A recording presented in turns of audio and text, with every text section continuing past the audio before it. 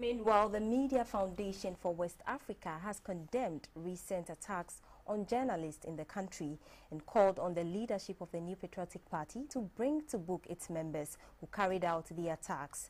Speaking to journalists in Accra, the Deputy Executive Director of the Media Foundation for West Africa, Mr. Suleiman Abrahima, commended the media for being largely professional in the coverage of the 2012 elections.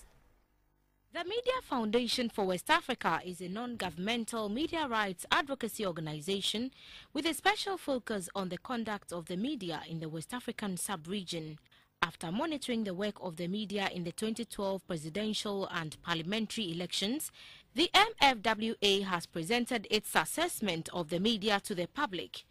The Deputy Executive Director of the MFWA, Mr. Suleiman Abrahima, said the media organizations, especially the ones that do not have delayed broadcast equipment, should not have covered live the press conferences of the NPP and the NDC, which took place before the EC declared the final results of the presidential election. Despite the fairly or relatively impressive performance of the media in the coverage of the elections, one particular phenomenon was also quite worrying on the part of the media.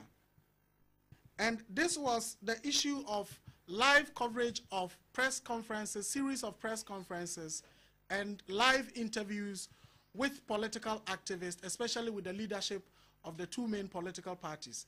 We felt that the fact that most of our media, particularly radio, do not have delayed broadcast systems and equipment in place, and the fact that in moments of tension, as was experienced during the collation of results, it would have been better that these platforms or these events were covered and then reported on instead of having them live on our air, particularly because it was not possible to predict what these political activists, leaders and supporters of the various political parties, particularly the two parties, were going to say.